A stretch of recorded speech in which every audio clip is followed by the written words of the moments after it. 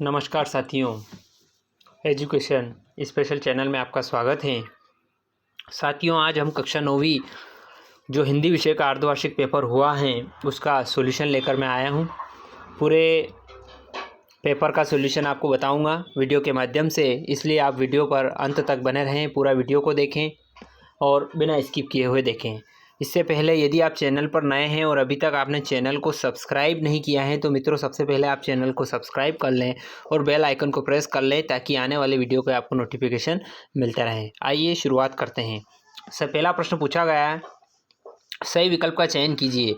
प्रेमचंद का जन्म किस सन में हुआ? मैं सीधे ही उत्तर बताऊंगा आपको। 1880 में हुआ था। संज्ञा सर्वनाम की विशेषता बताने वाले शब्द क्या कहलाते हैं? विशेषण कहलाते हैं। अगला प्रश्न है, फूले नहीं समाना वाक्य है। ये वाक्य है मुहावरा का। राहुल जी ने 1929-30 में लहासा की यात्रा किस देश के रास्ते से की थी? तो नेपाल के रास्ते से उन्होंने यात्रा की थी। अब प्रश्न सेकंड पूछा गया था, रिक्त स्थानों की पूर्ति कीजिए। संध्या का समय दोनों बैल अपने रिक्त स्थान पर पहुंचे तो नए स्थान पर। राहुल जी के द्वारा रचित पुस्तकों की संख्या लगभग 150 है।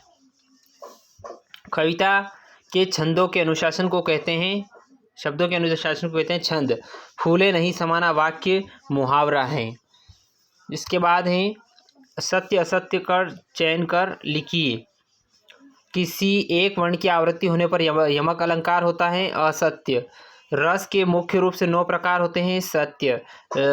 इसके बाद लद्द कवियत्री ने आत्मज्ञान को ही सच्चा ज्ञान माना है। सत्य। और काव्य की शोभा बढ़ाने वाले को क्या कहते हैं? रस कहते हैं। असत्य, क्योंकि काव्य की शोभा बढ़ाने वाले को अलंकार कहते हैं। इसके बाद बात करें, सही जोड़ी बनाइए। कश्मीरी कवि, इसका आएगा लद्द। शब्दों के पूर्व लगने वाले उपसर्ग। कबीर की रचना कबीर ग्रंथावली। गधे में गुणों की पराकाष्ठा है ऋषि मुनियों सी। निम्न प्रश्नों के उत्तर एक शब्द या एक वाक्य में दीजिए। निपात शब्द किसे कहते हैं? किसी भी बात पर अतिरिक्त भार देने के लिए जिन शब्दों का प्रयोग किया जाता है उसे निपात शब्द कहते हैं। जैसे भी, तो, तक, केवल, ही, मात्र आदि ये निपात शब्द कहलाते हैं। कबीरदास जी ने पहले पद में किसका विरोध किया है? कबीरदास जी ने पहले पद में ढोंग और आडंबर का विरोध किया है। वाक किसे कहा जाता है? वाक का अर्थ है वाणी। यह एक कश्मीरी छंद है। लद्द ने सच्चा ज्ञान किसे माना? लद्द ने आत्मज्ञान को ही सच्चा ज्ञान माना है। कांजी हाउस में कैद पशुओं की हाजिरी क्यों ली जाती थी? कांजी हाउस में आवारा पशुओं को बंदी बनाकर रखा जाता था और उनका रिकॉर्ड एक रजिस्टर में दर्ज होता था। इसी रिकॉर्ड के आधार पर पशुओं के मालिकों के मिल जाने पर उन्हें जुर्माने सहित छोड़ दिया जाता था। वहीं जिन पशुओं के मालिक नहीं मिल पाते थे उनकी नीलामी होती है, इसलिए पशुओं की हाजिरी ली जाती है। इसके अथवा में एक और प्रश्न पूछा गया था कि गया कौन था? हीरा मोती को अपने घर क्यों ले गया? गया जूरी किसान का साला है और हीरा और मोती को अपने घर इसलिए ले गया क्योंकि उन्हें वह खेती के काम में लगाना चाहता था। 8वां प्रश्न है, लेखक लंगकोर मार्ग में अपने साथियों में किस तरह पिछड़ गया? लेखक लंगकोर के मार्ग में निम्नलिखित कारणों से अपने साथियों से पिछड़ गया। पहला कारण था, लेखक का घोड़ा मंद गति से चल रहा था और उसके जोर देने पर घोड़ा और सुस्त हो जाता था। चढ़ाई की थकान का अनुमान कर लेखक उसे मारना नहीं चाहता था, जबकि चढ़ाई का उसका अनुमान गलत था। लेखक गलत रास्ते पर मुड़ गया और उसे 1.5-2 मील चलकर वापिस आना पड़ा। अगला प्रश्न है, लेखक, इसके अथवा में एक और प्रश्न पूछा गया था, लेखक ने अपनी पहली तिब्बत यात्रा किस वेश में की थी और क्यों? थोड़ा के पहले आखिरी गांव पहुंचने पर भीख मांगे के वेश में हो जाने के बावजूद लेखक को ठहरने के लिए उचित स्थान मिला, क्योंकि भगवान जी के वेश में यात्रा करते समय लेखक के साथ सुमन थे और गांव में सुमित के जान पहचान के लोग थे। जबकि दूसरी यात्रा के समय भद्रवेश भी उन्हें उचित स्थान नहीं दिला सका, क्योंकि उस समय लोग उन्हें अपरिचित मान रहे थे। बिना जान पहचान के उन्हें भटकना पड़ा। मानसरोवर से कवि का क्या आशय है? मानसरोवर तिब्बत में एक स्थित झील है जिसे हिंदुओं का पवित्र तीर्थ भी माना जाता है। और जिसमें हंस आनंद पूर्वक क्रीड़ारत रहते हुए मोती चुगते रहते हैं। कभी नहीं मन को मानसरोवर कहा है, पवित्र सरोवर जिसमें जीव आत्मा रूपी हंस प्रभु भक्ति में लीन हो आनंद मोती चुगते रहते हैं। कवि ने सच्चे प्रेमी की कसौटी क्या बताई है? कवि ने सच्चे प्रेमी की कसौटी बताते हुए कहा कि वह दिन रात ईश्वर प्राप्ति में लगा रहता है, वह सांसारिक मोह माया से दूर रहता है, उससे मिलने उसके मन की सभी बुराइयां अच्छाइयों में बदल जाती हैं। तीसरे दोहे में कवि ने किस प्रकार के ज्ञान को महत्व दिया है? तीसरे दोहे में कवि ने सहज ज्ञान को महत्व दिया है, जिसे पाकर मनुष्य सांसारिक मोह माया और अज्ञानता की चिंता से मुक्त हो जाता है। कवि के शब्दों में हस्ती चढ़िए ज्ञान को सहज दुलीचा डारी, स्वान रूप संसार है भुंकर दे जखमारी। इसके बाद इसी के अथवा में एक और प्रश्न पूछा गया था कि इस संसार में सच्चा संत कौन कहलाता है? तो इस संसार में सच्चा संत वही है जो किसी भी मत और संप्रदाय से निरपेक्ष होकर ईश्वर की भक्ति में लीन रहता है, सांसारिक मोह माया लोभ लालच छल कपट से दूर रहता है, वह राम रहीम काबा काशी को एक समान समझता है।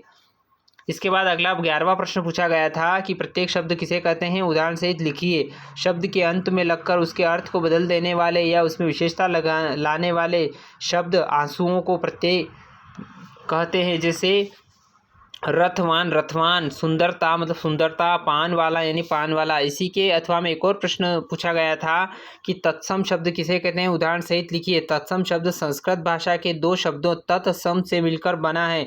तत् का अर्थ है उसके तथा सम का अर्थ है समान, उसी के समान। अर्थात जिन शब्दों को संस्कृत से बिना किसी परिवर्तन के ले लिया जाता है उन्हें तत्सम शब्द कहते हैं। जैसे अग्नि, आम्र, अमूल्य, चंद्र, क्षेत्र, अज्ञान, अंधकार आदि ये संस्कृत से डायरेक्ट ले लिए गए हैं। अब 12वां प्रश्न पूछा था रचना के आधार पर वाक्य के भेद लिखिए। रचना के आधार पर वाक्य के 3 भेद होते हैं, सरल वाक्य, मिश्रित वाक्य और संयुक्त वाक्य। सरल वाक्य जिस वाक्य में एक ही संज्ञा और क्रिया का प्रयोग होता है उसे सरल वाक्य या साधारण बात करते हैं।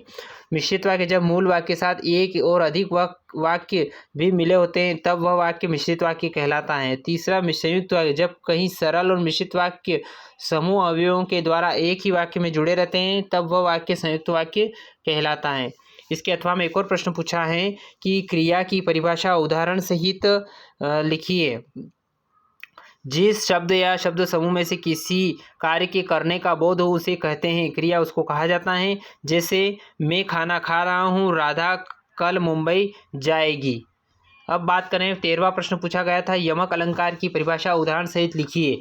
यमक का अर्थ होता है 2, अतः जब शब्द एक ही शब्द की भिन्न भिन्न अर्थ में आवर्ती हो वहाँ यमक अलंकार होता है। जैसे उदाहरण भी दे रखा है कनक कनक तेसो गुनी मादकता अधिकाय, या फाए बोराय नर वा पाए बोराय वा खाए बोराय। यानी कि एक कनक कनक में अंतर है, एक सोना है और एक धतूरा है, एक को पा ले तो पागल हो जाता है और एक को खा ले तो पागल हो जाता है।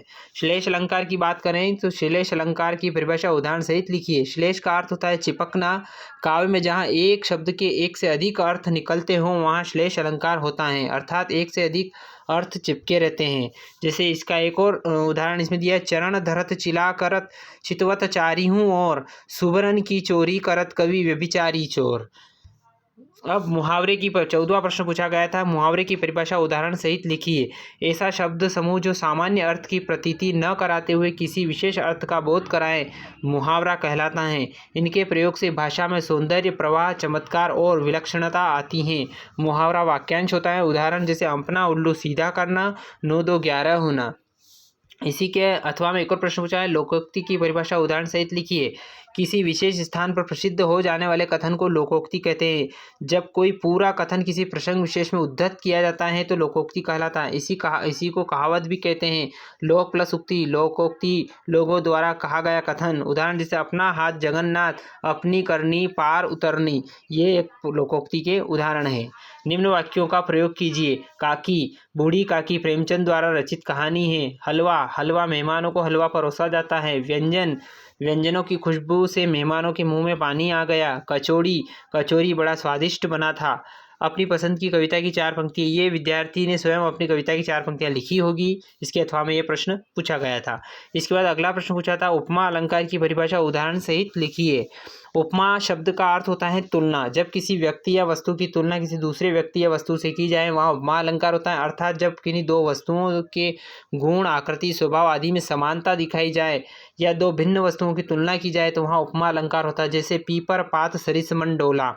उत्प्रेक्षा अलंकार, जहाँ उपमेय में उपमान की संभावना की जाती है वहाँ उत्प्रेक्षा अलंकार होता है। यदि पंक्ति में मनु जनु मेरे माँ जानते मनहु मानो निश्चय इव आदि आता है तो वहाँ उत्प्रेक्षा अलंकार होता है। जैसे चित्रकूट जनु अचल अहेरी, ये उत्प्रेक्षा अलंकार का एक उदाहरण है।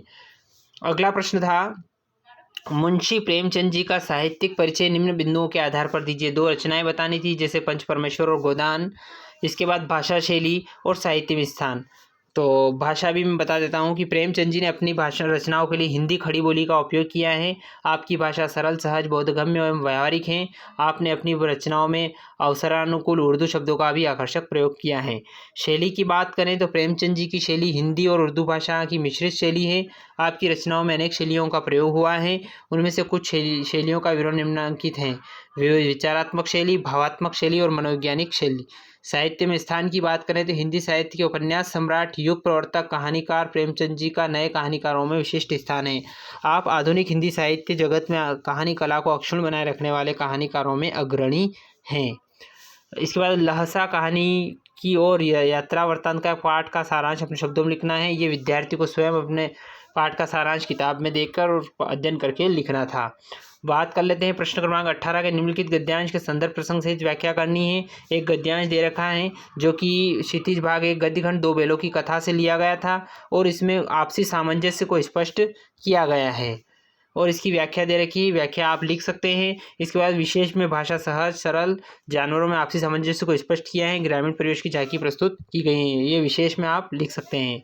इसके अथवा में एक और प्रश्न पूछा था, सुमति के यजमान और अन्य परिचित लोग हर गांव में मिले। इस आधार पर सुमति के व्यक्तित्व की विशेषताओं का वर्णन करना है। सुमति व्यवहार कुशल व्यक्तित्व है। उनका व्यवहार सबसे मित्रतापूर्ण था। जहाँ भी जाते थे अच्छे स्वभाव के कारण मित्र बना लेते थे और अलग अलग जगहों पर उन्हें घूमना पसंद था। वे एक से अधिक बार तिब्बत आ चुके थे और वहाँ के हर गांव से वे भलीभांति परिचित थे। ये 5 विशेषताएं उनकी थी। कबीरदास जी का जीवन परिचय लिखना है। साखी सबद 2 रचनाएं, भाव पक्ष, कला पक्ष और साहित्य में स्थान आपको लिखना है। विद्यार्थियों को कंप्लीट करना है। पाठ का सारांश, वाक पाठ का सारांश, वो भी आप पुस्तक में देख के विद्यार्थी लिख सकते हैं। ये कविता पद्यांश की पंक्तियां हैं, इनका सारांश लिखना जो कि क्षितिज पद्यखंड वाक से लिया गया है। 4 पंक्तियां और इनकी कवयित्री ललद्यद है और इनकी व्याख्या करना है। इसके बाद निबंध लिखना है। विद्यार्थी स्वविवेक से लिखेंगे। 4 निबंध पूछे गए थे। विज्ञान के चमत्कार, जल का महत्व, दीपावली एक पर्व, विद्यार्थी और अनुशासन। और 22वां प्रश्न था अपठित गद्यांश, जिनके प्रश्न, निराशा का भाव क्यों जागृत हुआ, लक्ष्य प्राप्ति न होने पर निराशा का भाव जागृत होता है, निराशा का व्यक्ति पर क्या प्रभाव पड़ता है, निराशा से प्रसन्नता शांति नष्ट हो जाती है। गद्यांश का उचित शीर्षक है लक्ष्य प्राप्ति में बाधक निराशा। और एक 3 दिन का अवकाश प्रार्थना पत्र लिखना था विद्यार्थियों को, जो कि आप सभी विद्यार्थियों ने लिखा होगा। जन्मदिन, इसके अथवा में जन्मदिन का बधाई पत्र भी आप लिख सकते हैं। अब इसके बाद प्रश्न लास्ट में था किसी एक विषय पर निबंध, ये विद्यार्थी को स्वविवेक से लिखना था। और अंत में धन्यवाद। यानी कि पूरा वीडियो आपको मैंने पूरा प्रश्न पत्र का हल आपको समझा दिया है। यदि वीडियो पसंद आए तो लाइक करें, शेयर करें, कमेंट करें। और एक बार और आपसे निवेदन है, यदि आपने अभी तक चैनल को सब्सक्राइब नहीं किया है तो प्लीज़ आप चैनल को सब्सक्राइब कर लें और बेल आइकन को प्रेस कर लें ताकि आने वाले वीडियो के नोटिफिकेशन आपको मिलते रहेंगे। धन्यवाद साथियों। जय हिंद, जय भारत।